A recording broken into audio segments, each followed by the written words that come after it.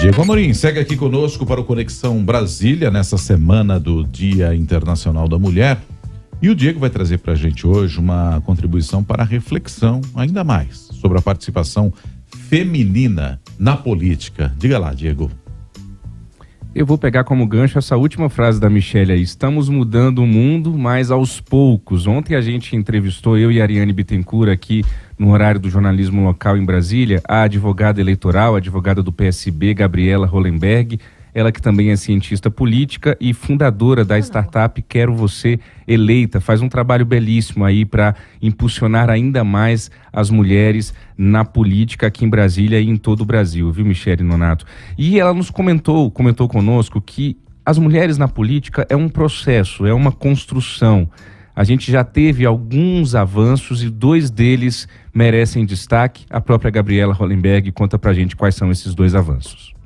Então, a gente teve um grande avanço, por exemplo, quando a Justiça Eleitoral passou a definir que essa fraude, né, que na verdade que o fato do partido não preencher essas cadeiras configuraria uma fraude e implicaria, então, numa cassação de um mandato eletivo, de vários mandatos eletivos, porque a gente está falando de uma eleição proporcional. Então, isso foi um outro avanço.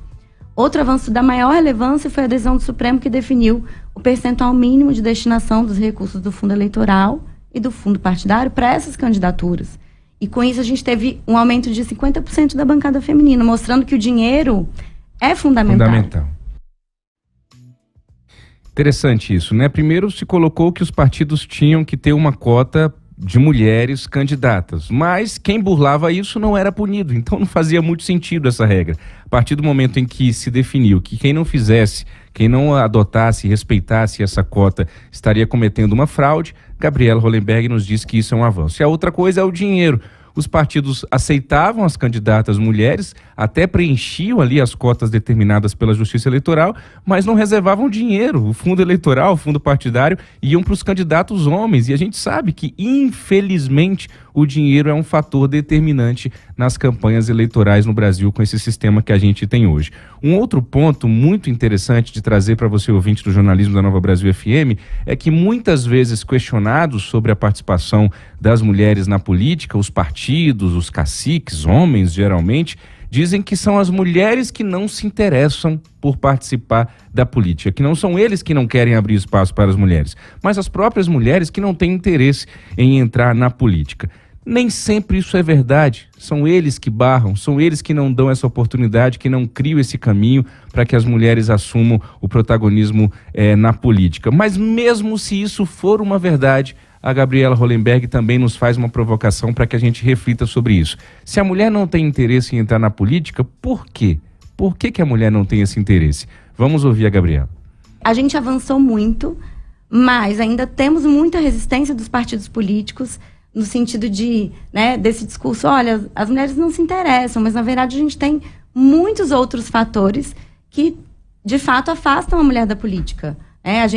Os números do Brasil em relação a isso são muito complexos, assim, muito desafiadores, né? O Brasil é o primeiro país no mundo mais ansioso e depressivo, sendo as mulheres e meninas as que mais sofrem, né? O segundo país no mundo em grávidas adolescentes, o 4º em casamento infantil, o 5º em violência contra a mulher, o 7º em feminicídio. Essas mulheres, elas estão lidando com outros desafios muito mais complexos e elas nem conseguem pensar nessa questão, muitas vezes, ou não têm a chance financeira de estar lá, porque elas são chefes de família. O trabalho de cuidado que recai muitas vezes. Exatamente. Hoje, quase a metade dos lares brasileiros são chefiados por mulheres. Elas estão mais preocupadas em colocar comida na mesa do que se lançar para a política, porque elas não têm escolha. Então, a gente tem muitos outros fatores que a gente acaba não olhando quando a gente olha para essa ação afirmativa.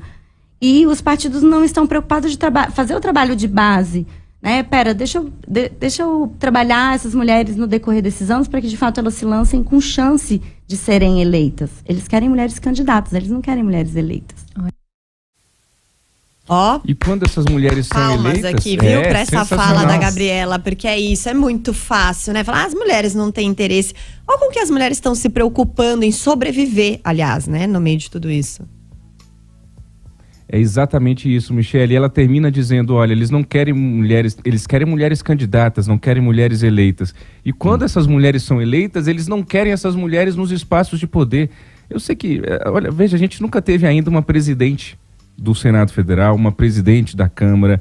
Quando mulheres assumem comandos dentro do Congresso Nacional, o comando de comissões importantes, são sempre estereotipadas, né? As mulheres que chegam ao Congresso Nacional, essas coisas têm melhorado, sim, é um processo, é uma construção, mas ainda estamos longe do ideal. A mulher, quando chega no Congresso, se é bonitinha, já é taxada logo de a musa do Congresso. Como a gente escuta isso aqui nos corredores do Congresso? A musa, a deputada é bonitinha, a senadora bonitinha. Ou então, quando ela é firme, nossa, a deputada é firme, como se mulher não pudesse ser firme. Na verdade, não é firme, é o natural. Ela está fazendo político, exatamente. Aí vem os estereótipos, vem aquela coisa toda.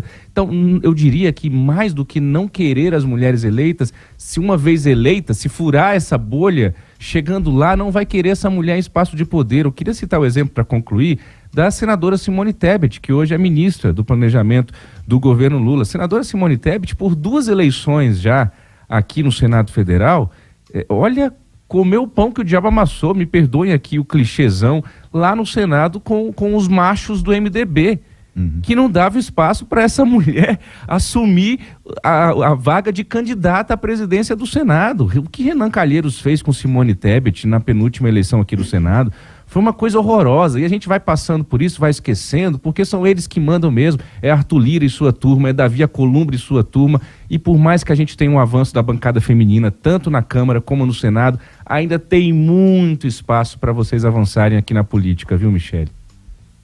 É tá isso. Certo. Obrigado, viu, Diego? Amanhã tem mais. Até amanhã.